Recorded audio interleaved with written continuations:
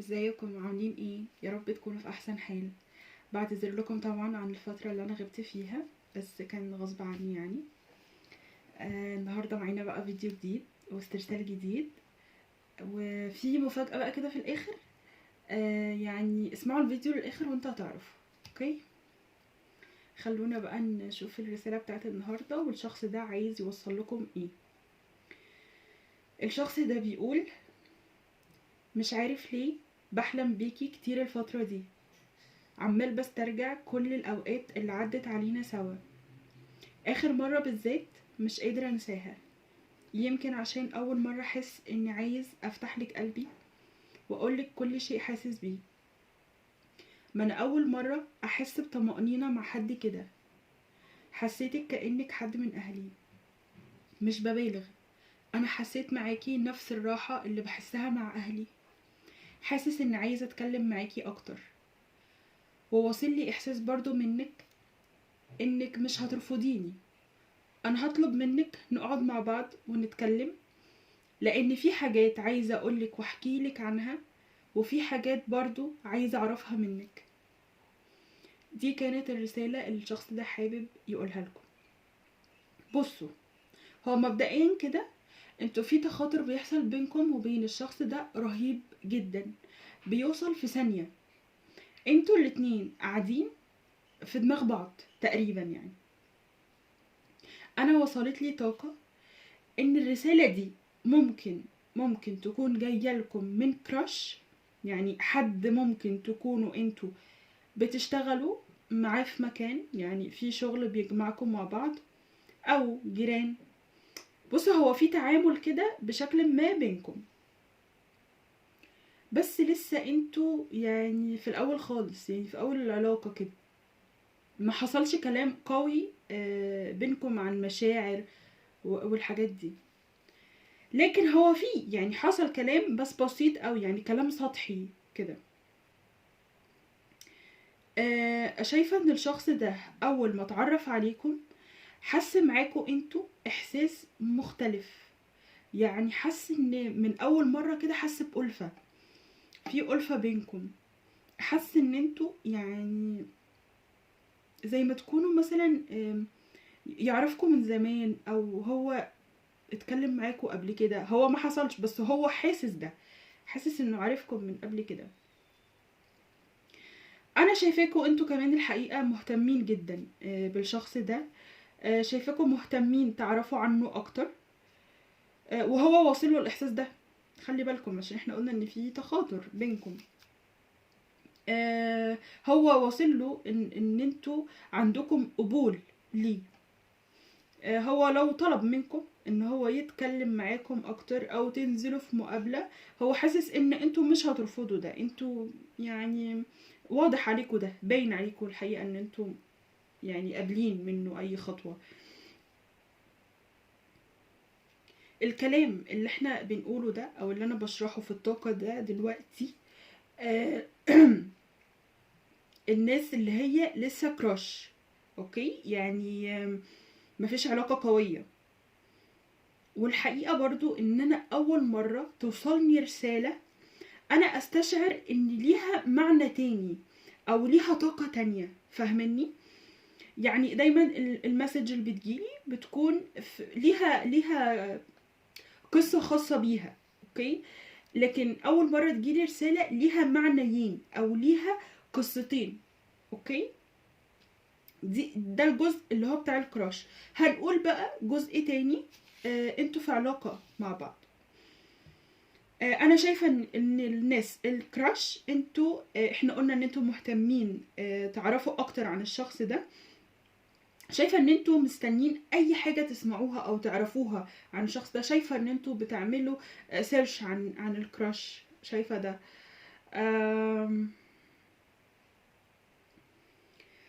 طيب، شايفة ان انتوا عندكم فضول بصراحة، عايزين تعرفوا هو هيعترف لكم بمشاعر. طب هو عايز يقرب منكم، انتوا حاسين منه انه في اعجاب، بس مفيش بقى اكتر من كده، مفيش خطوة اكتر من كده. انتوا بقى عايزين تعرفوا هو حاسس انكم معجبين بيه. انا شايفاكم بصراحة عندكم التساؤلات دي.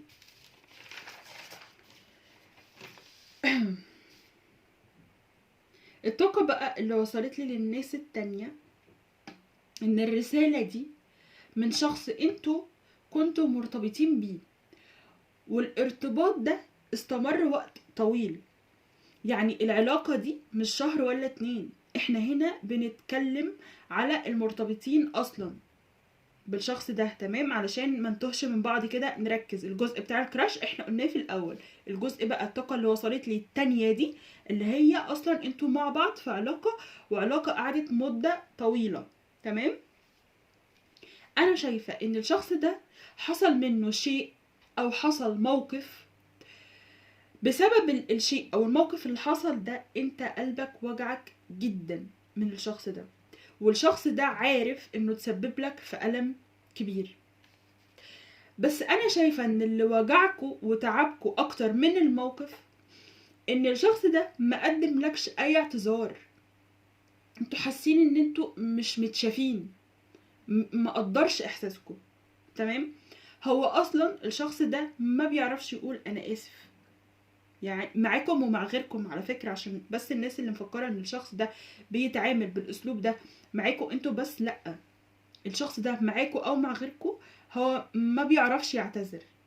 تمام، ولكن عنده طريقة تانية كده بيرجع يتكلم بيها، انتوا بتحسوها منه ان هو بيعتذر منكم بس بشكل مش مباشر.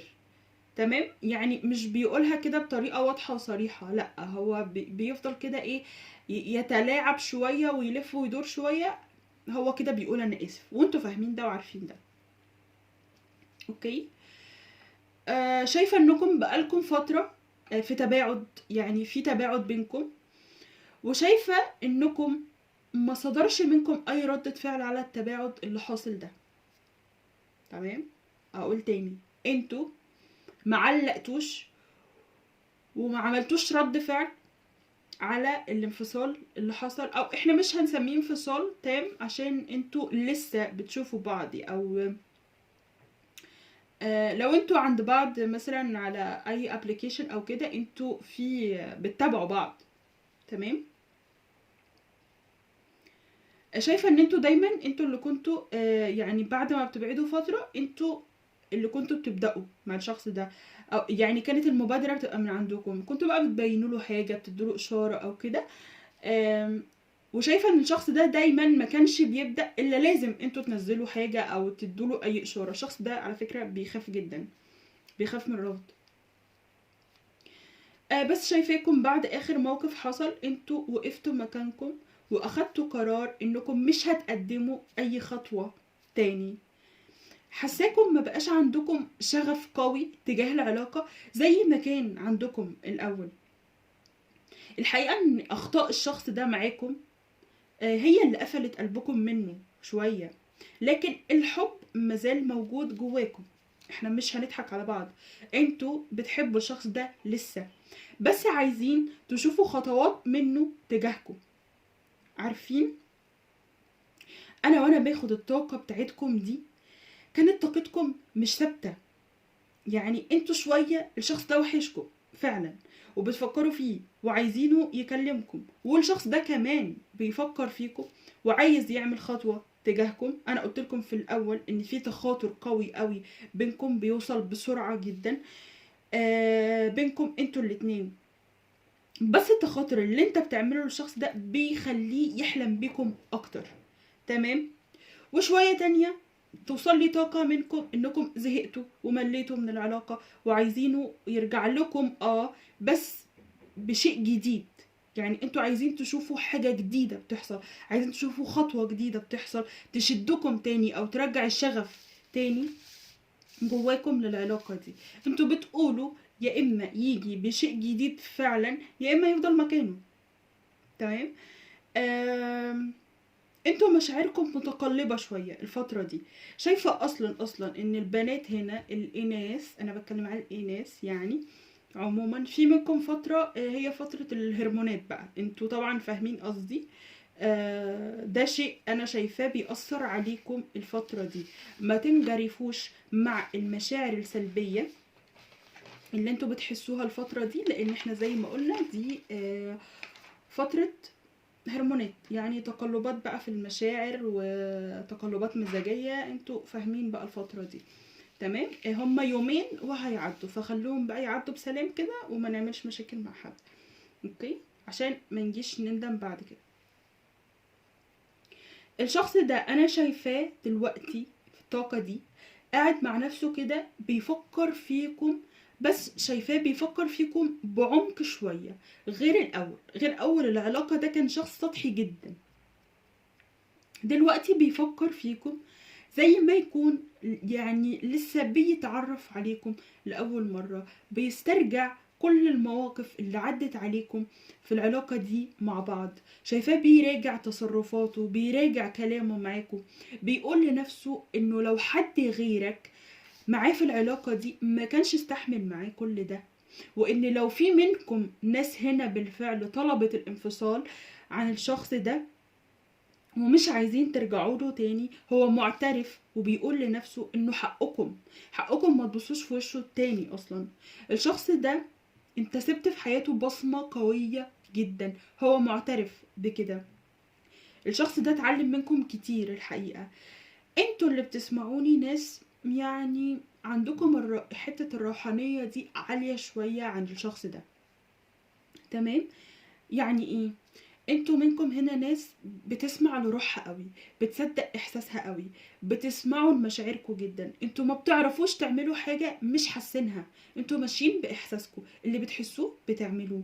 لو حاجة انتوا مش حاسينها ما بتعملوهاش. الشخص ده بقى عكسكم تماما، الشخص ده مادي شوية، يعني العقل عنده بيفكر بالعقل اكتر من المشاعر، يعني بيقتنع وبيعترف بأي شيء على أرض الواقع، أي شيء ملموس.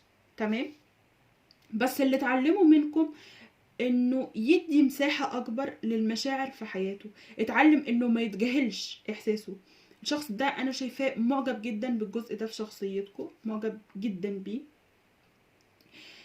شايفة ان الشخص ده دلوقتي معترف ان انت عندك قدرة رهيبة جدا على التسامح، عندك قدرة رهيبة جدا على الصبر. انا شايفاكم انتوا الاتنين هنا بتفكروا في بعض بشكل قوي جدا، بس في الفترة اللي بيكون فيها انفصال. تمام.